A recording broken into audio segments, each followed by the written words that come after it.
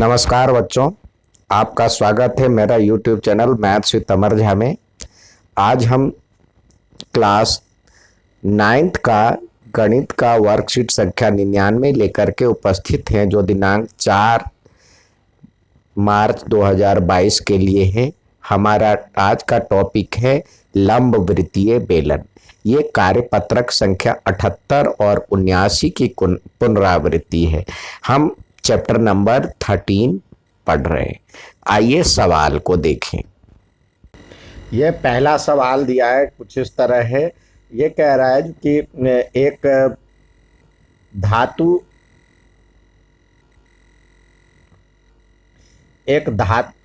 का एक pipe 77 centimetre लंबा, तो ये H यहाँ पे हो जाएगा 77, और इसके अनुप्रस्थ काट, यानी देखिए जो पाइप है उसका कुछ आंतरिक भी त्रिज्या दिया हुआ है और एक बाह्य त्रिज्या भी दिया हुआ है, कुछ मोटाई में है। तो 4 सेंटीमीटर व्यास कह रहा है, जो कि आंतरिक है, इसका व्यास 4 सेंटीमीटर है, और बाहर वाले का व्यास, इसका व्यास दिया हुआ है 4.4। तो हमें कह रहा है जो कि पाइप की आंतरिक वक्र पृष्ठीय क्षेत्रफल निकालिए। तो हम निकालेंगे यहाँ पे आंतरिक, इसके लिए मानते हैं आंतरिक त्रिज्या मान लेते हैं, जो कि इसको R कहते हैं। तो ये R बराबर हो गया इसका आधा, तो यानी 2 सेंटीमीटर, और बाह्य त्रिज्या, इसको हम बड़ा R मान लेते हैं। तो ये हो जाएगा बाह्य त्रिज्या, इसका आधा 4.4 का आधा, तो 2.2 सेंटीमीटर। अब पहला कह रहा है आंतरिक वक्र पृष्ठीय क्षेत्रफल ज्ञात करना है। तो आंतरिक कर्व्ड सरफेस एरिया यानी CSA हम निकालेंगे। तो ये हो जाता है 2 पाई RH।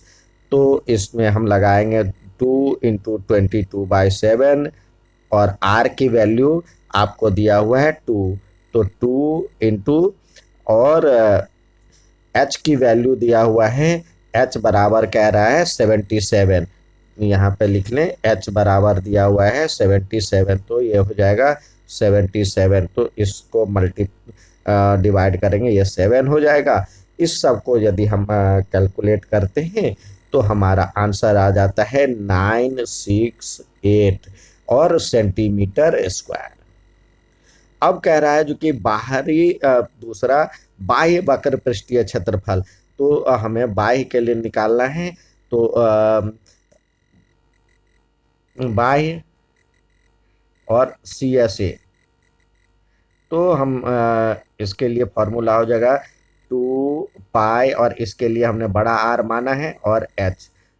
तो ये हो जाएगा 2 × 22/7, और H की वैल्यू यहाँ पे 2.2, मतलब R की वैल्यू 2.2 दिया हुआ, तो 2.2 × H की वैल्यू आपको दिया हुआ है 77।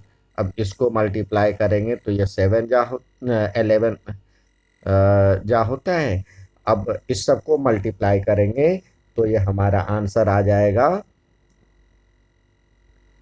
1064.8 सेंटीमीटर स्क्वायर।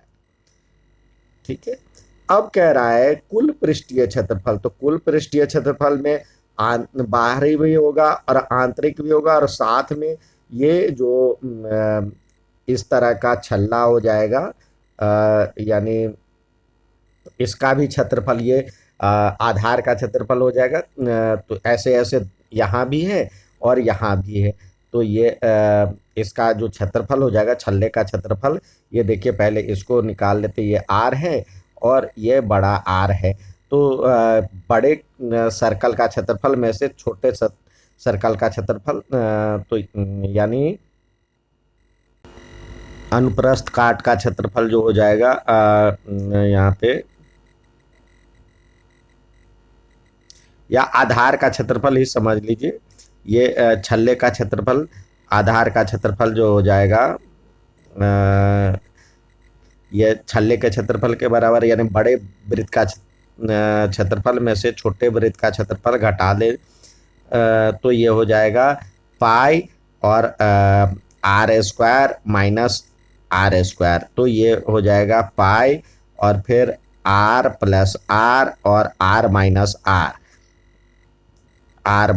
आर, तो इसको जोड़ेंगे तो ये हो जाएगा 22 इसको सॉल्व करेंगे 22/7 और ये 2.2 था, 2.2 और प्लस में 2 और इसको घटाएंगे 2.2 माइनस 2, तो ये हो जाएगा 22/7 और ये 4.2 और इंटू 0.2, तो अब और सॉल्व करें इसको तो ये हो जाएगा 22/7 और इंटू 42/10 और इंटू 2/10। अब 6 जाइए होता है, इसको मल्टीप्लाई करेंगे तो ये सबको सॉल्व करेंगे तो ये हो जाएगा 5 2 8 और नीचे में 2 जीरो हो जाएगा तो इसको 2 डिजिट बाद डेसिमल डाल दें, ये सेंटीमीटर स्क्वायर। तो ये तो हो गया आधार का क्षेत्रफल, सॉरी इसको सॉल्व करेंगे तो ये हो जाएगा 264 और 2 डिजिट बाद डेसिमल डाल देंगे, इतना सेंटीमीटर स्क्वायर। तो ये एक साइड का क्षेत्रफल हो गया। अब हमें कह रहा है जो कि कुल पृष्ठीय क्षेत्रफल, तीसरा दिया हुआ है कुल पृष्ठीय क्षेत्रफल,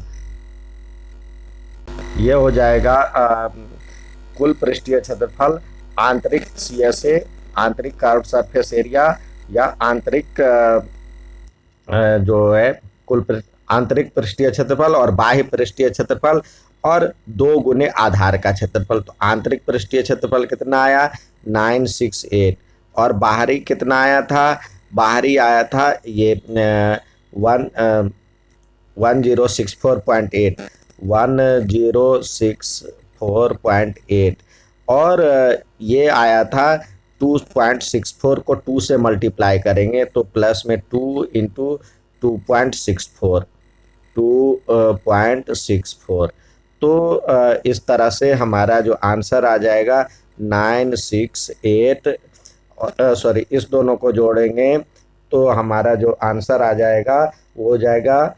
2032.8 और प्लस में इसको 2 से मल्टीप्लाई करेंगे तो ये हो जाएगा 5.28, ये मीटर स्क्वायर सेंटीमीटर स्क्वायर। तो इस तरह से दो सबका सम हो जाएगा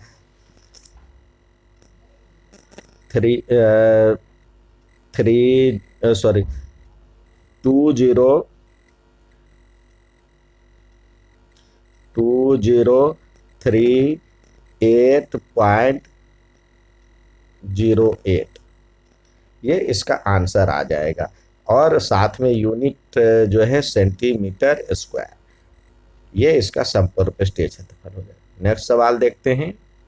यहाँ पे नेक्स्ट सवाल दिया है, एक रोलर का व्यास दिया हुआ है, यानी इसकी त्रिज्या दी है, रोलर है, इसका व्यास दिया हुआ है तो R बराबर में इसका हो जाएगा आधा, यानी 24 सेंटीमीटर है, 42 सेंटीमीटर है तो ये हो जाएगा 84 सेंटीमीटर है तो इसका आधा हो जाएगा 42 सेंटीमीटर और लंबाई दिया हुआ है, यानी यहाँ पे H दिया हुआ है, L के रूप में यूज करना है तो ये हो जाएगा 120 सेंटीमीटर। कह रहा है एक खेल के मैदान को एक बार समतल करने के लिए 500 चक्कर लगाने पड़ते तो खेल का मैदान मीटर स्क्वायर में निकालें। तो सबसे पहले इसको भी मीटर में बदलने तो ये हो जाएगा 0.42 और ये मीटर और ये हो जाएगा 1.2 मीटर। अब कहता है जो कि एक चक्कर जब लगाएगा, ये कंप्लीट चक्कर लगाएगा तो कितना ये कवर कर लेगा एरिया, ये एक चक्कर में तय की गई जो दूरी है वो लिखिए। रोलर द्वारा एक चक्कर में समतल किया गया खेत जो हो जाएगा ये रोलर का कर्व सरफेस एरिया के बराबर। तो कर्व सरफेस एरिया क्या होता है? 2πr/h। और यहाँ पे 2πr/h की वैल्यू लगाएं तो देखिए 2 ये हो जाएगा 2 × 24/7 और इंटू 22/7 इंटू आर के बदले दिया हुआ 0.42। तो 0.42 और एच के बदले है 1.2। तो सेंटीमीटर।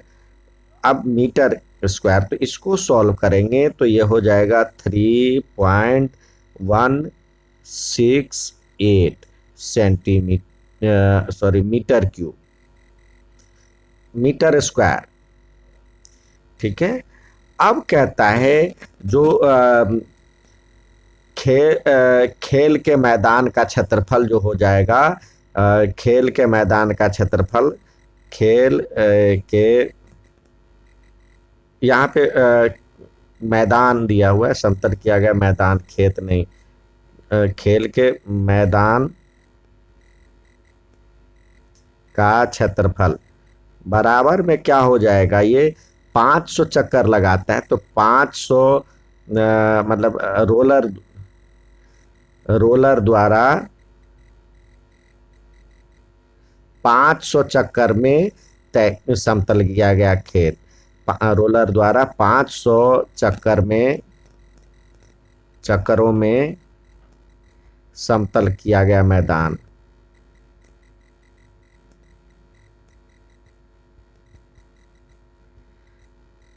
तो हम देख रहे हैं जो कि समतल किया गया मैदान तो ये है। अब इसको जब हम मल्टीप्लाई करना होगा तो ये देखिए ये हो जाएगा 500 और गुने में एक चक्कर में तय किया गया जो मैदान था वो हो जाएगा 3.168।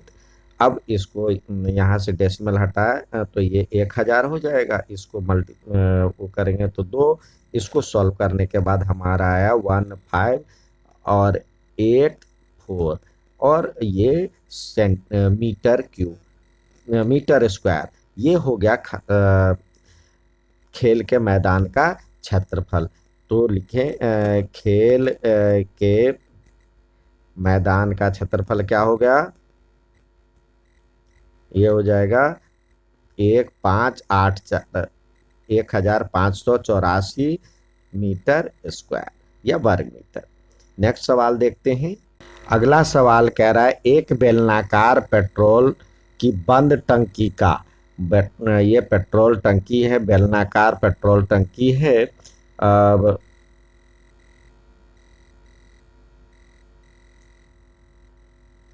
ये बेलनाकार पेट्रोल टंकी है, उसका कह रहा है वक्र पृष्ठीय क्षेत्रफल ज्ञात करने के लिए, जिसका व्यास दिया हुआ है, यानी व्यास दिया हुआ ये दिया हुआ है तो आर दिया हुआ, आर बराबर क्या हो जाएगा? इसका आधा, यानी 4.2 का आधा तो ये 2.1 हो जाएगा इतना मीटर।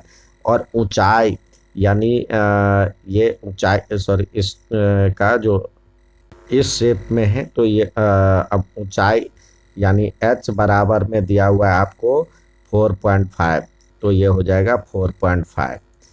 अब इसमें कह रहा है जो कि इसका व्यास ज्ञात करने के लिए इसका व्यास ये दिया हुआ है, ऊंचाई ये दिया हुआ, तो कर्व सरफेस एरिया यानी वक्र पृष्ठीय क्षेत्रफल, तो CSA निकाले, CSA तो क्या होता है 2πRH। तो यहाँ पे हम 2πRH लगाते हैं तो ये हो जाएगा 2 × 22/7 और R आपका दिया हुआ है 2.1 और H दिया हुआ है 4.5। अब पहले तो यहाँ से डेसिमल हटा करके इधर ले आए, फिर ये 7 को 3 से करेंगे और ये यहाँ पे 5 और यहाँ पे 9। अब इस सब को मल्टीप्लाई करेंगे तो हमारा आंसर आ जाएगा, इसको सॉल्व करने के बाद 59.4 और यूनिट मीटर में है तो ये मीटर स्क्वायर। अब कह रहा है इस टंकी को बनाने में कुल कितना इस्पात लगा होगा यदि इतना भाग बनाने में नष्ट हो गया है। तो पहले मान लेते हैं जो कि कुल जो है कुल वास्तविक लागत जो था, वास्तविक इस्पात जो लगा था, कुल इस्पात यहाँ पे दिया हुआ है। मान लेते हैं जो कि माना कि टंकी बनाने में कुल x मीटर स्क्वायर इस्पात लगा। नष्ट हुए इस्पात कितने हैं? बराबर हो जाएगा जो कुल था 1/12 गुने x, ये हो जाएगा यानी 12 x/12। तो वास्तविक रूप से जो यूज हुआ है यानी टंकी में जो लगा है, टंकी में वास्तविक रूप से टंकी में लगा इस्पात कितना है? x टोटल था, x में से x/12 नष्ट हो गया, तो ये इसको सॉल्व करेंगे तो x 11 x/12 ये मीटर स्क्वायर। ये अब देखिए टंकी बनाने में वास्तविक रूप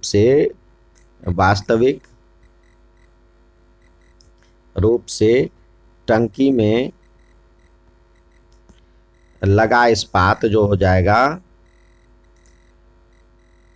ये हो जाएगा टोटल सरफेस एरिया, मतलब संपूर्ण पृष्ठीय टंकी का संपूर्ण पृष्ठीय क्षेत्रफल।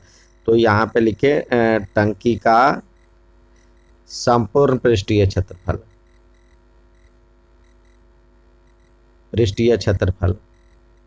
तो यहाँ पे तो आपको दिया हुआ है ये 11 x/12 और इसका जो टंकी का टोटल सरफेस एरिया होता है ये होता है, आपको पता है जो कि पहले तो कर्व सरफेस एरिया यानी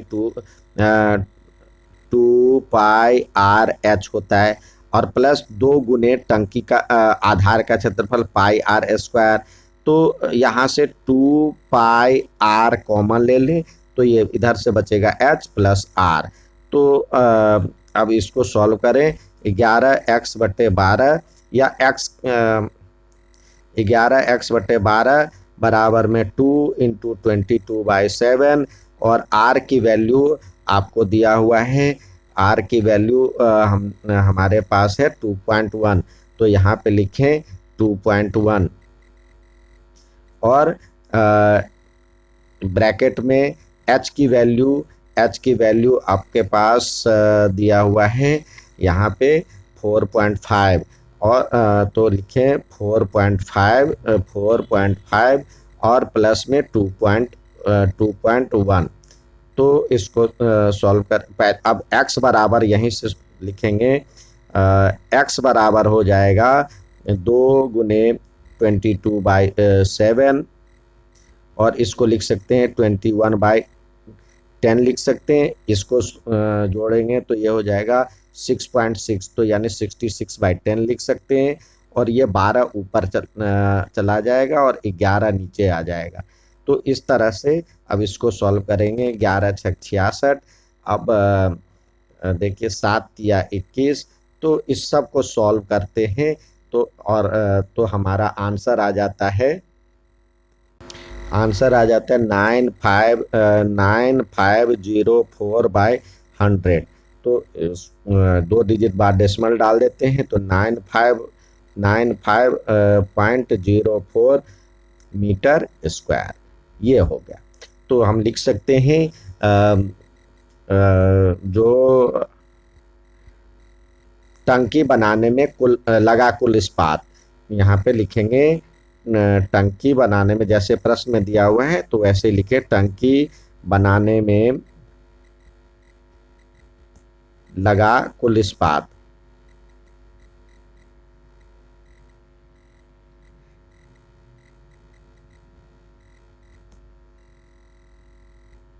क्या हो जाएगा 95.04 और मीटर स्क्वायर, ये आंसर आ गया। नेक्स्ट देखते हैं। नेक्स्ट दिया हुआ है एक बेलन की पार्श्व पृष्ठीय क्षेत्रफल दिया हुआ है। तो 94.2। तो पार्श्व पृष्ठीय क्षेत्रफल क्या होता है, 2πr/h बराबर में आपको दिया हुआ 94.2, जहाँ पे h दिया हुआ है आपको 5।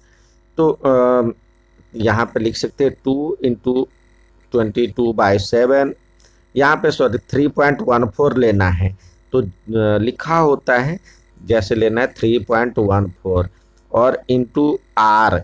आर के बदले आपको दिया हुआ है कुछ नहीं दिया हुआ, और एच के बदले 5 दिया हुआ है। तो अब 94.2। अब देखिए आर को यहीं रहने दीजिए और बाकी को उधर ले जाए 94.2 और इंटू ये हो जाएगा सॉरी जो ये सारे से जो है डिवाइड हो जाएगा, ये नीचे आ जाएगा 2 × 3.14 × 5। अब देखिए डेसिमल के बाद 2 डिजिट है तो यहाँ पे 2 जीरो डाल दीजिए, यहाँ पे 1 डिजिट है।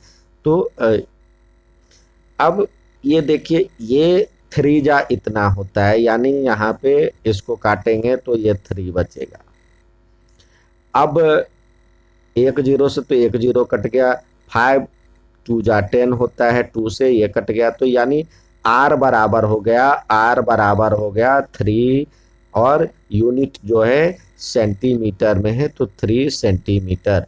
तो आपकी मतलब यहाँ पे आधार की त्रिज्या क्या हो गया 3 सेंटीमीटर। अब बेलन का आयतन का फॉर्मूला क्या है, πr² तो इस पे लगाइए 3.14 इंटू आर के वैल्यू दिया हुआ है आपको 3 आया है, तो ये हो जाएगा 3 × 3 और एच की वैल्यू आपको दिया हुआ है 5, तो ये हो जाएगा 5।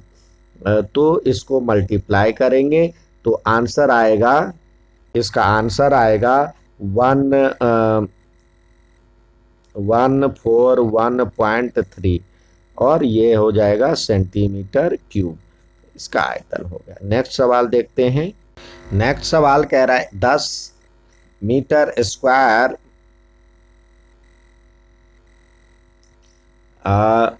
गहरे एक बेलनाकार बर्तन की आंतरिक वक्रपृष्ठ को पेंट करने में कितने रुपए खर्च होते।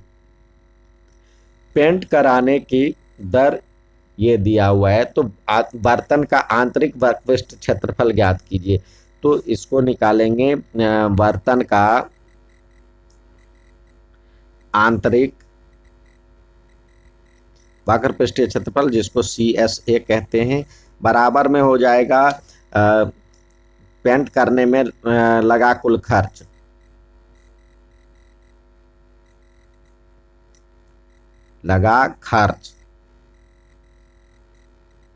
और पेंट करने की दर।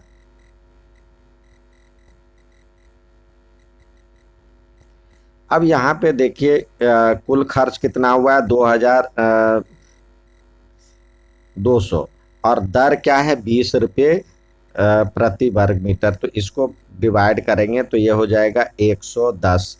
तो 110 तो बर्तन का आंतरिक वक्रपृष्ठीय क्षेत्रफल हो जाएगा 110 सेंटीमीटर मीटर स्क्वायर,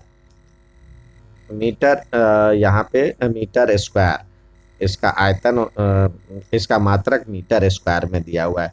नेक्स्ट कह रहा है बर्तन की त्रिज्या निकाले। तो बर्तन की त्रिज्या क्या होता है, बर्तन का वक्रपृष्ठीय क्षेत्रफल क्या होगा, यानी 2πr/h = 110 हो गया। तो बर्तन की त्रिज्या, अब ये h बराबर तो 10 दिया हुआ है, तो 2 × 22/7 और h की वैल्यू यानी r निकालना है और h की वैल्यू आपको दिया हुआ है 10, तो यहाँ पे लिखें 10। तो इसको बराबर में 110 हो जाएगा।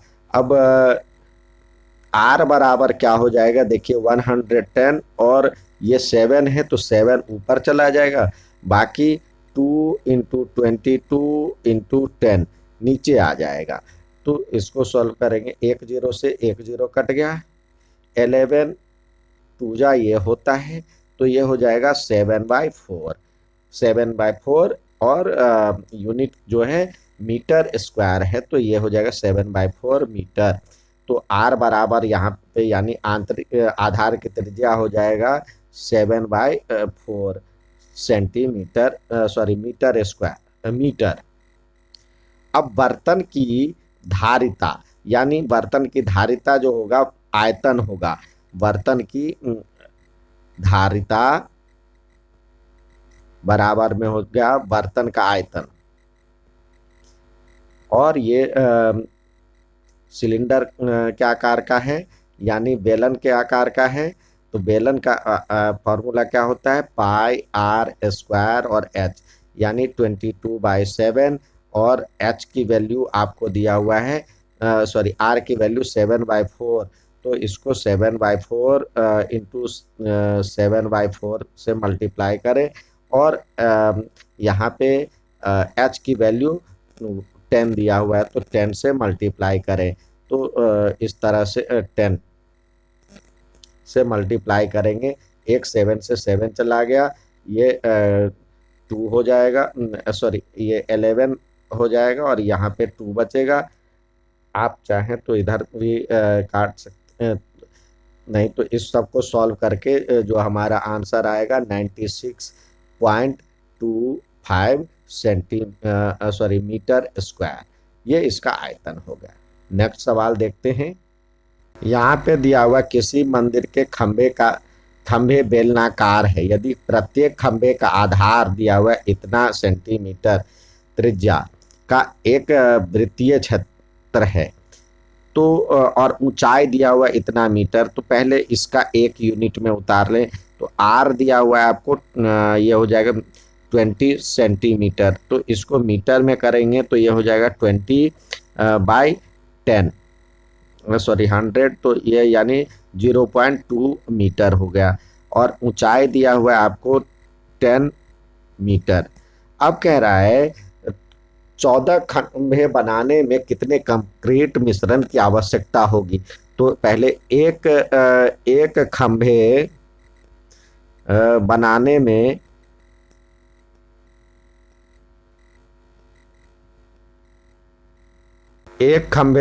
में लगा कंक्रीट हो जाएगा खंभे का आयतन। तो खंभे का आयतन जो हो जाएगा क्या होता है, पाई आर स्क्वायर और एच। तो यहाँ पे पाई की वैल्यू 22/7 और आर की वैल्यू कह रहा है यहाँ पे दिया हुआ है 20, यानी 0.2 और इंटू 0.2। और एच की वैल्यू आपको दिया हुआ है 10। तो इसको एक बार पहले डेसिमल वाला हटा करके ये कर ले, 22/7 इंटू 4/10 और इंटू 4/10 और इंटू 10। तो एक से तो एक कट गया, अभी और मत काटिए।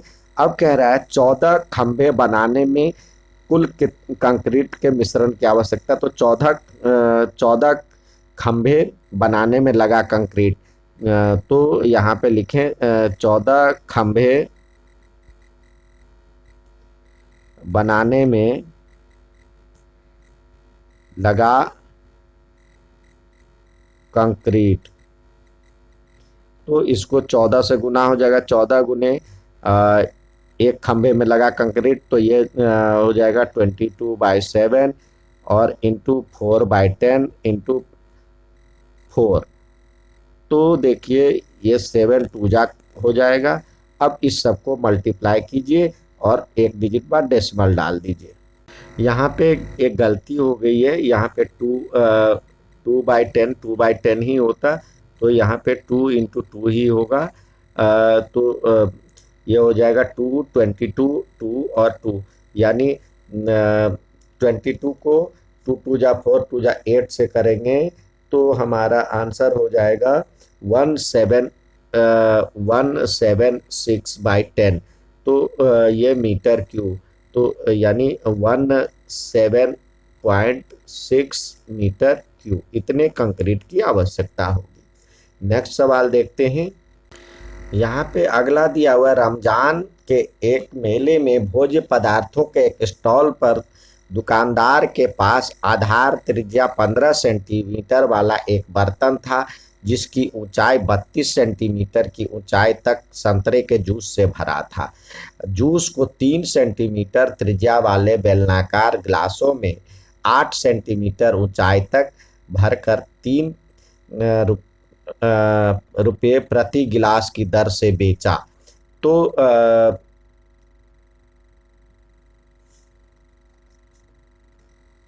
यहाँ इंग्लिश में दिया हुआ है 15 रुपये गिलास के हिसाब से बेच रहा है, और हिंदी में दिया हुआ है 3 रुपये गिलास के हिसाब से।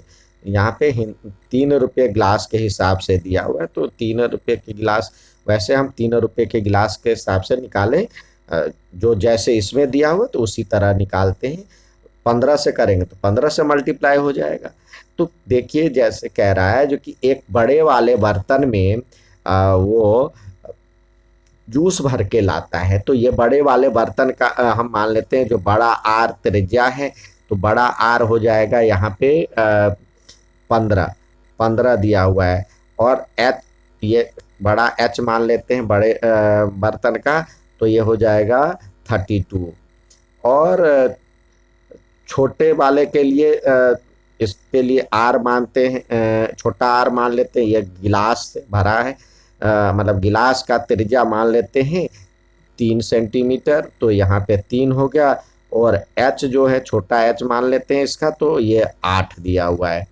तो देख इसमें वो भर के पहले लाता है, तो कितने ये गिलास बनेंगे, तो हम गिलासों की संख्या, भरे हुए गिलासों की संख्या निकालेंगे। भरी हुई गिलासों की संख्या बराबर में हो जाएगा बड़े बर्तन का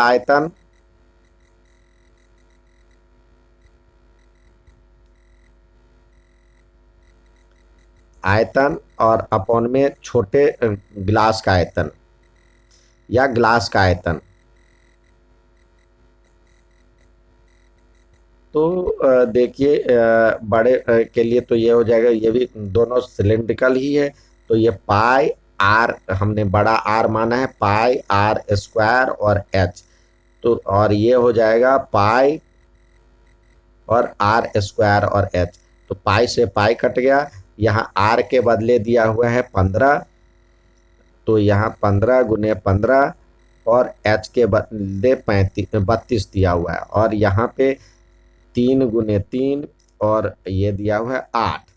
अब देखिए 3 पंचे 15, और ये भी 5 से कट जाएगा, और 8 चौक 32। तो इस तरह से 100 गिलास बना, 100 गिलास। अब इंग्लिश में तो 15 दिया हुआ है, हिंदी में 3 दिया हुआ है, तो 3 के हिसाब से लिखते हैं। तो यहाँ पे लिखे 3 रुपये गिलास की दर से 3 गिलास की दर से 3 रुपये की दर से, गिलास की दर से पूरा जूस बेचने पर प्राप्त राशि कितनी हो जाएगी। ये 3 था, और उसको 100 से गुना करेंगे, तो ये 300 रुपये हो जाएगा, 300 रुपये। तो ये था आज का वर्कशीट। उम्मीद है समझ में आया होगा। अच्छा लगे तो लाइक और सब्सक्राइब जरूर करें। धन्यवाद।